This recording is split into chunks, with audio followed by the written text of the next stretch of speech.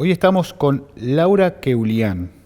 Laura es bachiller químico, es licenciada en Ciencias de la Educación con opción a investigación, maestrada en Ciencia de Datos y actualmente se desempeña como coordinadora de Educación Pro Futuro Uruguay, donde gestiona programas de formación docente en el área de educación y tecnologías. Bienvenida, Laura. Muchas gracias. Vamos a empezar por esto de tu experiencia en el Grupo de Ciudadanía Digital de AGESIC. Quiero que me definas qué entendés por ciudadanía digital hoy y por qué crees que es importante trabajarla en la parte de educación. Bueno, la noción de ciudadanía digital no es un concepto acabado, ¿no? Está en continuo movimiento y bueno, como mi experiencia en el grupo es que nos importa ver el marco de los derechos y las responsabilidades, ¿no?, que como sujeto tenemos en la sociedad, ver todo eso, cómo se mueve en el entorno digital, ¿no?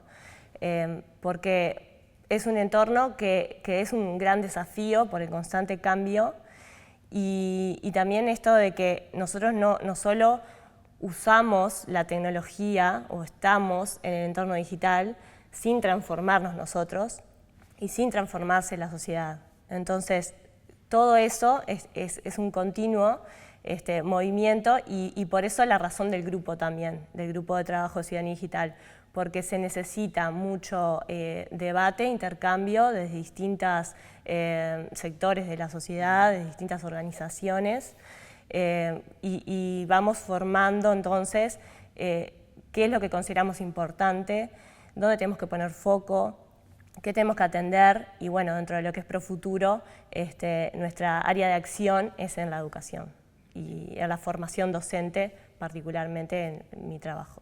¿Y cuáles son los principales cambios que estás viendo en esa área?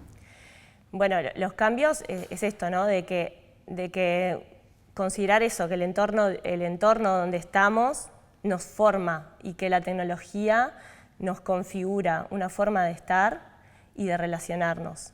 Y que a la vez eso está todo el tiempo cambiando.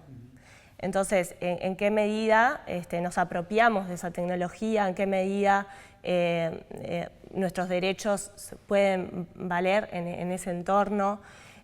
También las diferencias que hay según desde dónde estamos, ¿no?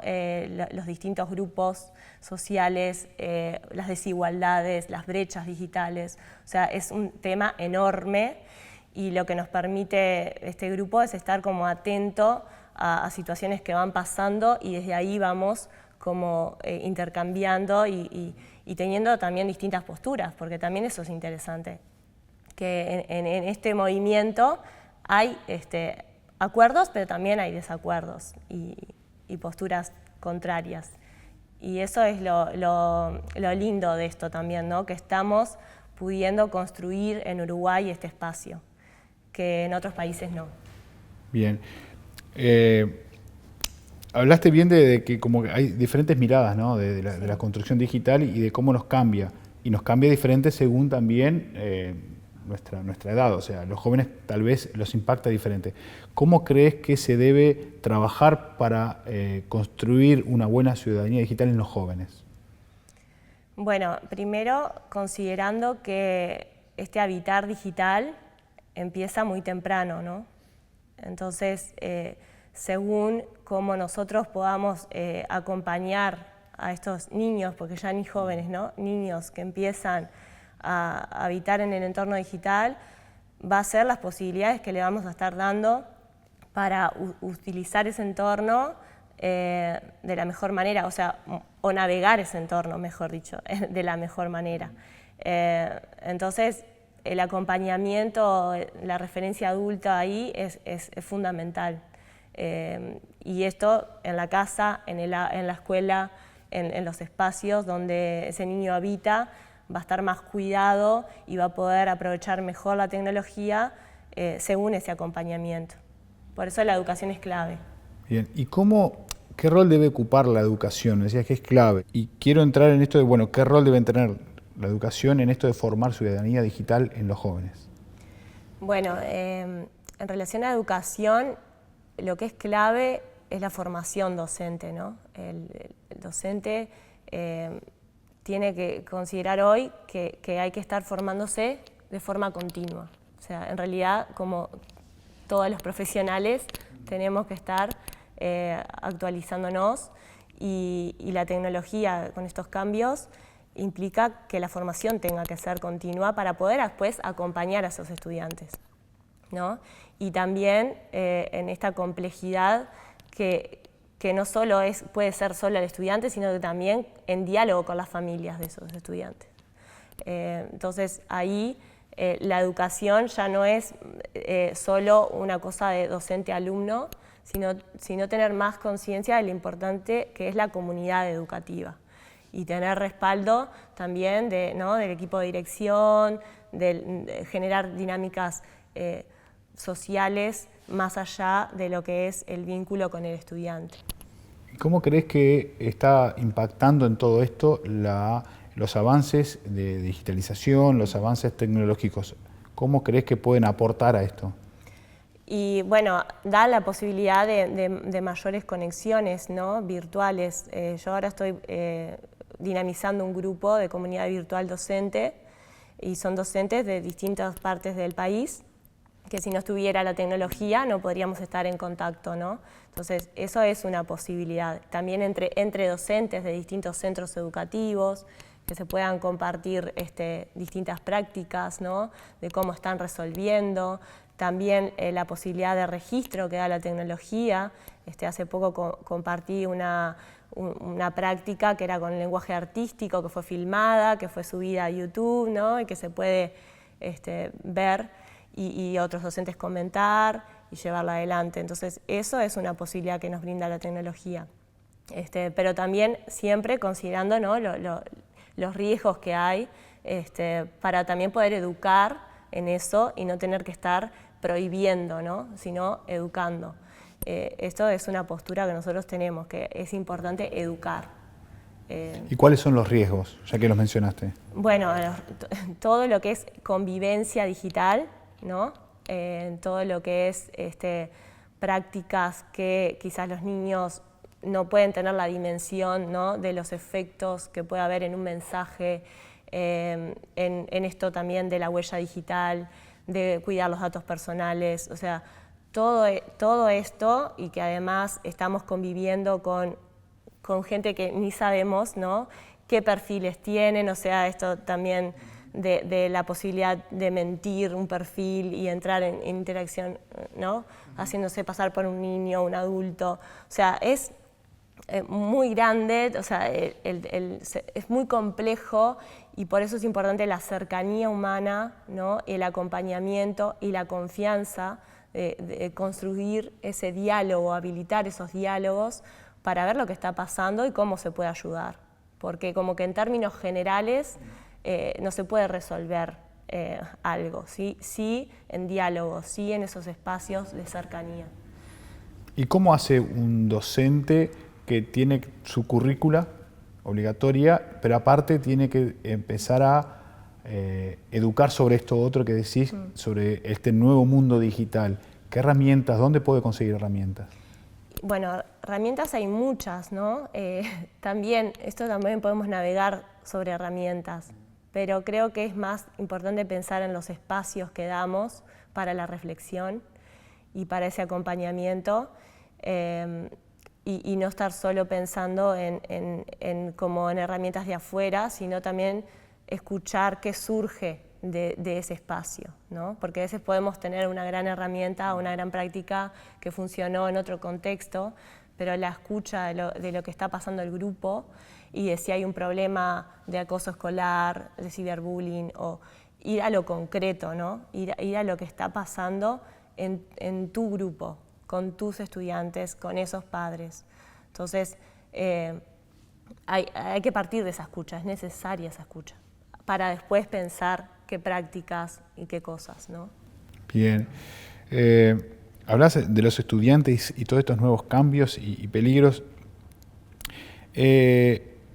¿Cómo ves con tu experiencia, la forma en que los estudiantes se vinculan con el conocimiento, en la escuela, el centro educativo y entre ellos a través de la tecnología. ¿Cómo estás viendo ese cambio?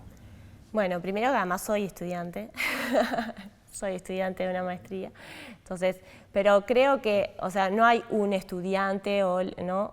o los estudiantes que tengan una forma, sino que hay las formas y por eso es que, vuelvo a esto de la educación, según la educación que hayan recibido esos estudiantes para vincularse con la tecnología, va a ser el provecho que puedan sacar ¿no? y vincularse de la mejor forma. Entonces, claro, la tecnología nos permite hoy estudiar de una manera que antes no, tener clases ¿no? de forma sincrónica, en plataformas, conectar con otros países, y eso está facilitado, pero ¿quiénes pueden acceder a eso? ¿Quiénes pueden estar atentos a eso y ser acompañados en eso? Y bueno, quienes hayan recibido una educación base para poder vincularse así. Entonces, creo que eso es lo que como educadores tenemos que construir en nuestros estudiantes, esas posibilidades de participación y animar a ese vínculo con la tecnología. ¿Y cuáles son los principales impactos? Mencionaste uno, de poder estudiar a distancia Sí. o asincrónico. ¿Cuáles son los principales otros cambios que puedas ver que está impactando la tecnología en la educación? Y bueno, algo también que he vivido es esto de lo transversal que es la tecnología en relación a distintos campos del saber, como que la tecnología habilita conexiones que antes quizás no se veían, como lo que es las ciencias, las humanidades, lo artístico, o sea, poder habilitar ciertas diversidades del pensamiento, de conexiones, de lenguajes, eso se ha expandido ahora. ¿Cómo lo habilita? Lo habilita porque es transversal a todo y además necesita de todo eso, ¿no? Porque necesitamos hoy una base científica para entender algoritmos, para entender ¿no? cómo eso está operando, cómo se manejan nuestros datos, pero también necesitamos una base humanística, filosófica ¿no? y lo artístico para entender los distintos lenguajes que podemos hacer uso para enriquecernos en definitiva como humanos, o sea, la dimensión humana está cuestionándose todo el tiempo con esto. Entonces, según cómo nos posicionemos, va a ser la vida también que vamos a poder tener con nosotros y con los demás. Entonces, para mí es riquísimo todo este movimiento de lo que está sucediendo. Y si bien hay riesgos, pero como siempre hubo riesgos, siempre hay con todo, es estar atento, es formarse continuamente, pero también jugar, ¿no? También habilitar lo creativo, lo participativo, y no estar solo ¿no? con el terror de la tecnología. ¿no? Creo que por ahí hay mucho para hacer. Hablaste de los docentes, de la importancia del docente hoy de actualizarse. ¿Cuál es el rol hoy con el tema tecnológico, con el tema de inteligencia artificial, que los jóvenes lo utilizan para todo? ¿Cuál es el rol del docente en la educación hoy? Bueno, mi trato con los docentes pasa por el programa de Profuturo. Los docentes, bueno, yo la verdad que veo muchas ganas de seguirse formando, ¿no? El docente como que nuestros docentes reconocen esa necesidad y están en continua formación y también valoran mucho los espacios de intercambio, tanto entre docentes como con académicos, como personas que están investigando, que eso también es importante y que nosotros buscamos conectar esos mundos, ¿no? Que quien está en el aula, quien está investigando, estén en diálogo. Entonces, para mí ahí el rol docente, o sea, lo que tiene es que ya no es más un rol solo en el centro educativo, ¿no? Como que yo veo mucha actividad más allá del centro educativo, ¿no? Como participando, como formándose, creando, intercambiando. Entonces, el rol docente va ahora mucho más allá de la escuela o del centro educativo. Y en esto de moldear el uso de la tecnología en clase, en el aula, ¿cómo ves el docente dentro del aula y cómo es el aula en sí mismo con todo esto del avance tecnológico?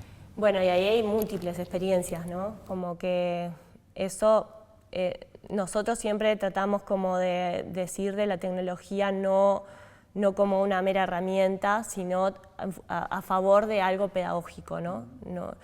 Y que en ese uso, considerando lo pedagógico, también se están aprendiendo habilidades digitales. Pero nosotros es lo que impartimos. Ahora, cada docente podrá hacer, ¿no?, distintas cosas en el aula también según su formación, según el contexto donde está, según el apoyo que reciba. Entonces ahí también creo que son importantes las comunidades para escuchar qué es lo que está pasando, dónde se puede apoyar. Nosotros estamos siempre pensando, bueno, qué formación vamos a dar según las necesidades de esos docentes. Entonces como que no hay como una forma ideal, ni el docente ideal, sino que tenemos que ponernos a hablar qué es lo que necesitamos, en dónde estamos, con quiénes estamos, ¿no? Hablaste de habilidades digitales. ¿Cuáles son las habilidades digitales del presente y, si podés tirar futurología, las que se vienen? Bueno, hay el tema del uso crítico y también esto de pensar o poder ver que la tecnología no solo la estamos usando, ¿no? Esta dimensión humana de la relación con la tecnología también lleva después a cambiar la forma de participar con la tecnología, que es otra debilidad, a crear con la tecnología, ¿no? Y también a considerar que no estamos todos en iguales condiciones, ¿no?, de participación. Bueno, entonces para mí las habilidades digitales no son sin las habilidades humanas de siempre. Entonces como reforzar eso es importante para después ver qué podemos hacer, pero siempre teniendo en cuenta esas habilidades humanas y favorecer, ¿no?, lo colectivo desde la tecnología. Y si tuvieras que decir... Entonces no me gusta como nociones como rígidas, porque claro, eso es a construirse, ¿no? Eso es, para mí, eso está en construcción. Bien, bien.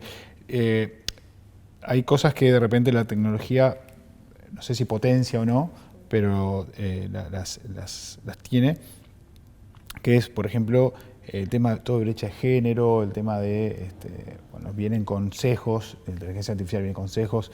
¿Cómo crees que el docente debe trabajar esto dentro del aula? Bueno, vuelvo a lo mismo, a espacios de reflexión.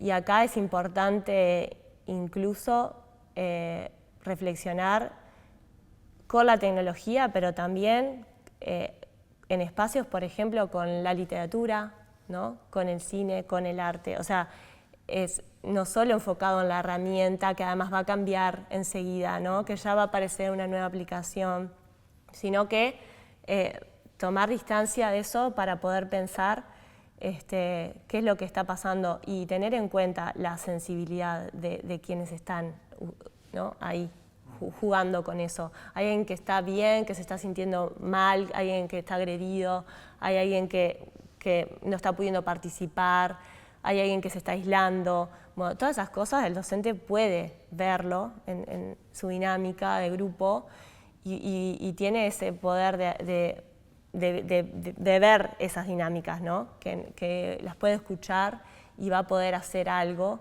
y va a poder también, bueno, y acá está el desafío, ¿no?, cambiar sus formas de enseñanza y educación si atiende a eso que está pasando, ¿no?, porque eso está todo el tiempo cambiando.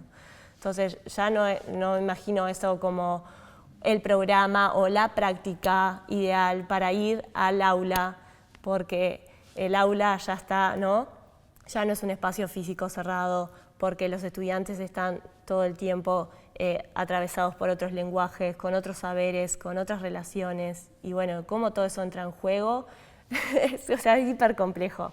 si no hay una escucha particular, específica de lo que está pasando ahí en ese momento, y yo no me animo a recomendar nada, ¿no? Creo que el docente es quien ahí tiene ese poder. Bien, va a ser como caso a caso. Claro. Bien, en Uruguay y en el mundo hay un tema de brecha de género en la tecnología. Uno de los capítulos incluso hablamos con Ana Inés sobre esto. ¿Cómo crees que la educación puede ayudar y qué se debería hacer desde el aula, desde la educación, para empezar a achicar esta brecha? Sí, la brecha también depende de qué momento de la educación, ¿no? En esto que también estamos hablando, ¿no? de formación continua y permanente, ¿no? Que, por ejemplo, en mi caso, yo soy una mujer que siguió estudiando, ¿no? Entonces, ahí veo también las diferencias que hay, ¿no? De quienes somos madres y tenemos que cuidar a nuestros hijos, ¿no?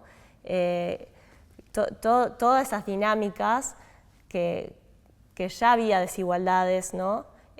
Obviamente van a pesar más en esta exigencia que hoy tenemos de seguir estudiando, seguir estando atento, adquiriendo nuevas habilidades y participando de espacios colectivos, ¿no? Si es que tenemos que estar como en los cuidados maternales solamente nosotras. Por eso es que ahí depende dónde también, ¿no? En qué, para poner foco, para poder decir, bueno, acá el problema de desigualdad se está dando por, ¿no? Entonces, como que hablar en general me parece que no tiene mucho sentido, sino ir a lo específico. Entonces, por ese lado, me parece que también es importante ver lo que es el diálogo y lo colectivo y lo humano. Lo necesitamos más que nunca por esto que lo estamos construyendo y que sin eso quedamos como al margen, ¿no? De lo que se está viniendo, de lo que... O sea, tener posibilidad de participación, de decir, bueno, yo estoy acá, me está pasando esto, tener ese espacio para ser escuchado, para que otro te pueda, ¿no? brindar una mano. Todo eso es lo que hay que, creo yo, cuidar. Bien, o sea, los espacios educativos, cuanto más digitales, más humanos deben ser. Sí. Bien. ¿Y dónde crees, como para cerrar, quiero que me digas, dónde crees que están las oportunidades en esto de la digitalización en la educación? ¿Cuáles son las principales oportunidades que ves? ¿Oportunidades para los estudiantes? Para los estudiantes, para la educación en general, para tener mejores ciudadanos digitales.